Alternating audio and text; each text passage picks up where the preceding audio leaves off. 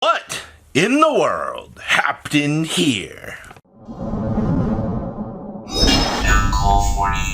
sure you guys smash the living crap out of that subscribe button, and you can't make a Monday segment out here talking about the craziness of the weekend without people being like, why does the video have the same title? Am I not allowed to have fun with this? Like, so we're gonna start off over here with Capshell.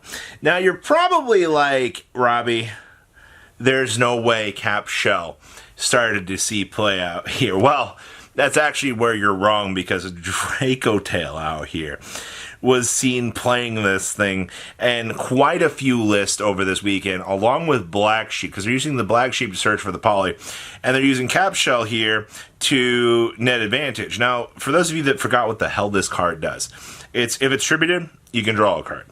If it's used as material for a fusion, sync, or link summon, we can draw a card. If it is detached as an exceed material to activate monster effect, draw a card.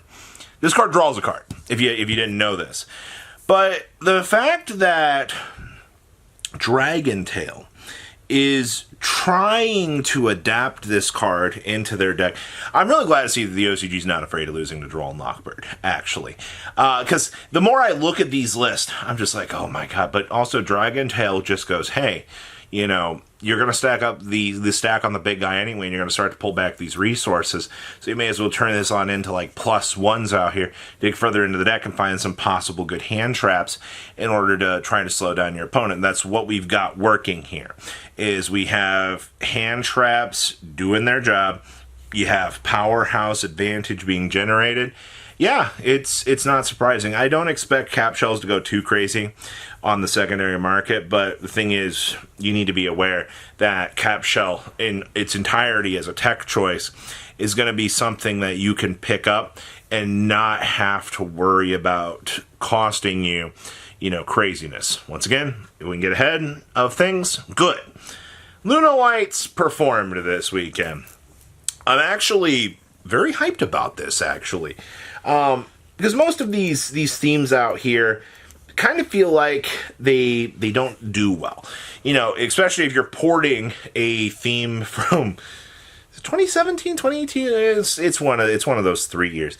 Especially when you're porting cards from that era. I mean, Lunalite Tiger. Let's all acknowledge it for a second here. Lunalite Tiger is a buzzed card, and we saw the dip down initially with the Lunalite stuff as time passed. We saw the release of things. We saw things kind of scooting back down a little bit. But I want to remind everybody, as you're going to be watching this dip occurring out here, Duelist Advance is going to be legal for the NEWCQ. If you are looking at grinding through side events out here, Lunalite is going to be legal. You can pick up all the quarter centuries you want in the next month or so to prepare for that July release. That's incredibly awesome to see. So this is my warning to everybody out here. Lunalites did perform. There was a good chunk of them, actually. I'm very happy to see that. But this also means that once you get tournament results backing things up on the early segment, and most people were honestly saying Lunalite was in the top 5 best decks post-Duelist Advance, which I think that's pretty knowledgeable too. If you've got a theme that can put a Towers monster on the field, especially in a format where, Destructive Daruma Cannon might not be running around at full steam, yeah, go take advantage of the 3,800 attack point monster, because not a single other soul out there is going to really be able to deal with it. I think Access Code Talker is the only thing that can really attack over it in the meta right now. So I guess technically Malice can handle it, which shouldn't be too hard to be seeing out here. The Draco Sack token. For those of you that just don't really pay attention to the random token department out here, every once in a while, something in the old token sector goes a little bit crazy. You've probably all have seen the old Toys R Us Ojama Black token that never... I don't know the full story on it anymore. I don't think it ever officially hit the market, or it was after the end of the events. But either way, we've been seeing that thing worth some stupid amounts of money. And for whatever reason, the Draco Sack token from OTS Tournament Pack 9 has hit, as of filming this right now, they're about $35 to $40 a token. And we actually have stuff backing this up. I mean, yet some $20 ones sell. So I think the reason why this is kind of bubbling up right now is you got people that are like, oh, hey, dragon rollers are back, just make the Draco Sack, split it apart. We can do things with the code talker lines. I mean, sure.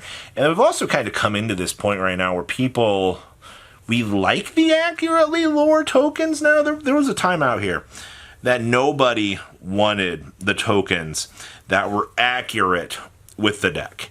And suddenly that has changed. Now you've got people that are now going, oh, hey, we can now play the tokens, and now it's more aesthetically appealing to the duelist. I don't know. Aesthetics in this game are always going to be a very hilarious thing, and I do love that for sure, but interesting. Spending $35 on a token that you need 2 of for the Draco Sack. That's expensive, actually. Just to say that you got them, but okay. We've also got Lingeribo out here. Now, I did talk a lot about Lingeribo in both the tournament breakdown that you guys saw, and you also got the chance to see, another discussion talking about how this card has kind of been interacting.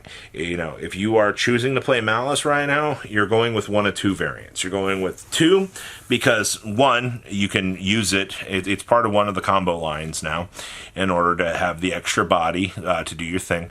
It also does come up as a trap negate. I like the fact that, oh boy, one of these resolves, congratulations, you're now imperm proof, and depending on how much extenders and other things that you've got, that imperm isn't going to deal with your big threat that you're trying to set up into, and you kind of feel a sense of protection as you're climbing up through the ranks with that. So that's good.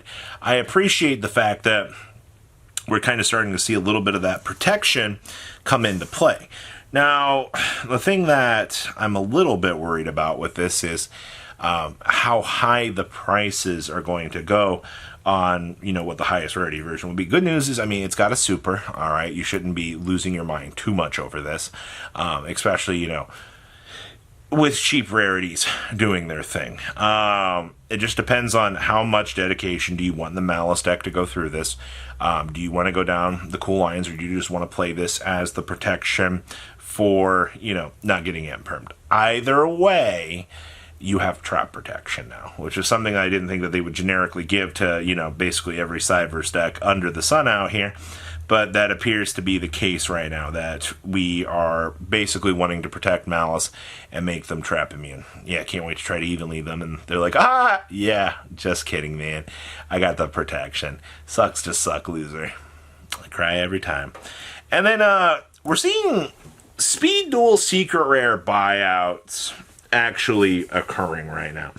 Evil Hero Malicious Fiend was one of the ones that was mentioned in our Discord server today.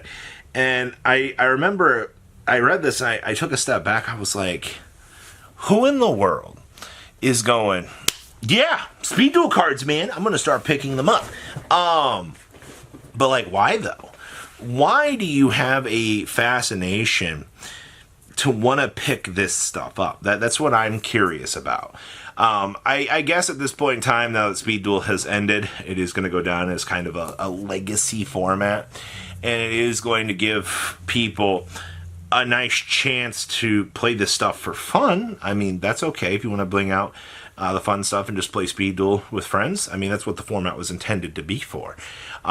Maybe it'll come back at another point. I'm not exactly sure what's going on in Konami's head here, but we do gotta acknowledge the fact that we are seeing the secret rares disappearing off the market. I don't know what other ones are going to go up in price. I can't predict that. Probably things that are playable, but it just comes down to, do people want those cards, and do they look like they're going to be viable? Either way, everybody, you're dealing with some very, very nice movements for secret rares that normally I don't think would have been worth too much money, but we'll go ahead and take this. So that's what in the world has happened here. I love this segment. You guys have a good rest of your day, alright? Patrons! Thank you!